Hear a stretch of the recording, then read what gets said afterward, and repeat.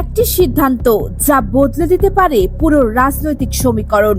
ক্ষমতার অলিন্দে কখন যে প্রবল মাত্রার ভূমিকম্পের সৃষ্টি হয় তা হয়তো সবচেয়ে ক্ষমতাধর ব্যক্তিটিও আগে থেকে বিন্দুমাত্র আঁচ করতে পারেন না। দৃশ্যত চারপাশটা অত্যন্ত শান্ত এবং স্বাভাবিক মনে হলেও ক্ষমতার পর্দার আড়ালে প্রতিনিয়ত তৈরি হতে থাকে এমন এক চরম ও নির্মম সমীকরণ যা মুহূর্তের মধ্যে পাল্টে দেয় পুরো রাষ্ট্রের রাজনৈতিক দৃশ্যপট।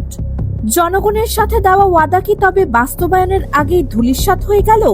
রাজনীতির উত্তাল ময়দানে বিএনপির পতন কি তবে দিন দিন ঘনিয়ে আসছে? অতীতের সেই অন্ধকার স্বৈরাচারী শাসকদের মতো প্রশাসনকে রাজনৈতিক ঢাল বানিয়ে কিংবা পুরো কায়দায় ক্ষমতার গদিতে বসার রঙিন দিন যে চিরতরে ইতিহাস হয়ে গেছে, সেই নির্মম বাস্তবতা কি তারা এখনো মেলাতে পারছে না? ঠিক এই চরম রাজনৈতিক সন্ধিক্ষণে এসে রাজনীতিতে এক বিশাল ও নজিরবিহীন চমক দেখালো বাংলাদেশ জামায়াতে ইসলামী। তাদের এক অভাবনীয় মাস্টার স্ট্রোকে আজ থরথর করে কাঁপতে শুরু করেছে তারেক রহমানের ক্ষমতার সুউচ্চ মসনদ।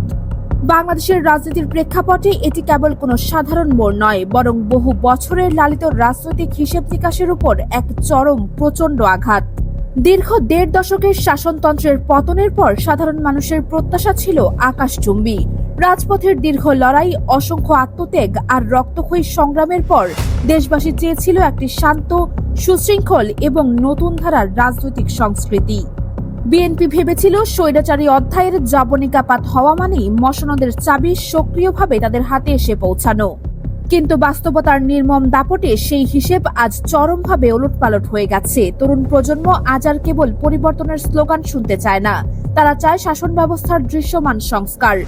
মাঠ পর্যায়ে দলীয় শৃঙ্খলা ধরে রাখতে না পারা, স্থানীয় পর্যায়ে পুরনো স্টাইলের আধিপত্য বিস্তার, দখলদারিত্ব আর নিয়ন্ত্রণ প্রতিষ্ঠার প্রতিযোগিতা সাধারণ মানুষের আস্থায় এক বিরাট চির ধরিয়েছে।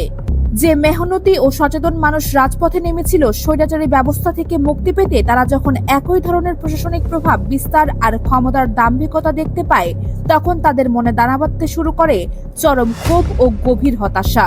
কিন্তু এখানেই শেষ নয়। বিএনপি যখন অতীতের জনপ্রিয়তার উপর ভর করে পুরো ফর্মুলায় ক্ষমতার সিঁড়ি বাঁধার স্বপ্নে বিভোর, ঠিক তখনই দাবার বোর্ডে একদম নীরব কিন্তু মারাত্মক চালটি চেলে দেয় জামায়াতে ইসলামী। রাজনৈতিক ময়দানে একসময় যাদের অবস্থান নিয়েছিল নানা তর্ক বিতর্ক ও কঠোর সমালোচনা, তারা নিজেদের ভাবমূর্তি রাতারাতি বদলে দেওয়ার জন্য গ্রহণ করে এক অভূতপূর্ব কৌশলগত রূপরেখা। গত কয়েক দশক ধরে বাংলাদেশের রাজনীতিতে যে কোনো আন্দোলন বা বিরোধিতা একমাত্র ভাষা ছিল হরতাল, অবরোধ, ভাঙচুর আর রাজপথে আগুনের তাণ্ডব। এক মুহূর্তের সংঘাত ও রাজপথ দখলের রাজনীতিতে ছাই হয়ে যেত সাধারণ মানুষের রক্তের দামে কেনা কোটি কোটি টাকার সম্পদ, থমকে যেত মেহনতি মানুষের জীবনযাত্রা। জামায়াত খুব ভালো করে বুঝেছিল নতুন বাংলাদেশের তরুণ সমাজ এবং সচেতন নাগরিকরা এই সংঘাতময় রাজনীতিকে আর বরদাস্ত করবে না। ফলে তারা রাজপথ অবরুদ্ধ করে অস্থিতিশীলতা তৈরির চিরচেনা ধ্বংসাত্মক পথ সম্পূর্ণ ত্যাগ করল। আর ঠিক এখানেই দেখা দেয় নতুন প্রশ্ন। কোন ধরনের ধ্বংসাত্মক কর্মসূচি না দিয়ে, রাজপথকে রক্তাক্ত না করে কিভাবে একটি সরকারকে চাপে ফেলা যায় বা নিজেদের শ্রেষ্ঠত্ব প্রমাণ করা যায়? জামায়াত নিয়ে এলো ছায়া মন্ত্রিসভা এবং স্থায়ী তদারকি কাঠামোর এক অভিনব ধারণা। তারা স্পষ্ট বার্তা দিল, তারা বিরোধিতার জন্য বিরোধিতা করবে না। তারা বিরোধী দলে থাকলেও একটি ছায়া মন্ত্রিসভার মতো রাষ্ট্রযন্ত্রকে সার্বক্ষণিক পর্যবেক্ষণে রাখবে, সরকারের ত্রুটিগুলো বস্তুনিষ্ঠভাবে ধরিয়ে দেবে এবং যৌক্তিক সমাধান বাতলে দিবে। এমনকি ভবিষ্যতে যদি তারা ক্ষমতায় যায়, তখনও এই নিরপেক্ষ তদারকি কাঠামো বিলুপ্ত হবে না। আপাত দৃষ্টিতে এই কৌশলকে সুশীল ও আদর্শিক মনে হলেও রাজনীতির গভীরে এর প্রভাব ছিল অত্যন্ত সুদূর প্রসারী। এটি ছিল সরাসরি বিএনপির রাজপথ নির্ভর, প্রথাগত ও আবেগভিত্তিক রাজনীতির মূলে এক নীরব কিন্তু তীব্র কুঠারাঘাত। ঘটনার মোড় ঘুরতে শুরু করে তখনই যখন দেশের অভ্যন্তরীণ অর্থনীতি চরম সংকটের মুখোমুখি এসে দাঁড়ায়। গত কয়েক মাসে জ্বালানি তেলের তীব্র সংকট, পেট্রোল পাম্পগুলোতে গাড়ির কিলোমিটারের পর কিলোমিটার দীর্ঘ লাইন, ঘন্টার পর ঘন্টা কড়া রোদের মধ্যে চালকদের হাহাকার এবং দেশ জুড়ে ভয়াবহ লোডশেডিং এ জনজীবন অতিষ্ঠ হয়ে ওঠে। এর সাথে যুক্ত হয় বাজার সিন্ডিকেটের লাগামহীন অগ্নিমূল্য। চিরাচরিত রাজনীতির ব্যাকরণ অনুযায়ী যে কোনো বিরোধী দলের জন্য সরকারকে কোণঠাসা করার এর চেয়ে বড় রাজনৈতিক সুযোগ আর হতেই পারে না। বিএনপি যেখানে এই জনদুর্ভোগকে রাজনৈতিক অস্ত্র বানিয়ে পুরনো স্টাইলে পথে ভীতি প্রদর্শনের পথ খুঁজছিল, জামায়াত সেখানে হেঁটেছে একদম ভিন্ন মেরুতে। তারা রাজপথে জ্বালাও পোড়াও না চালিয়ে সরকারের কাছে সরাসরি সুনির্দিষ্ট সমাধান প্রস্তাব পেশ করেছে। গ্যাসের সংকট ও বিদ্যুৎ ঘাটতি নিরসনে নীতি নির্ধারণী পর্যায়ে 10 দফা প্রস্তাবনা দিয়ে তারা নিজেদের এক পরিণত, দূরদর্শী ও রাষ্ট্র পরিচালনায় দক্ষ শক্তি হিসেবে তুলে ধরেছে।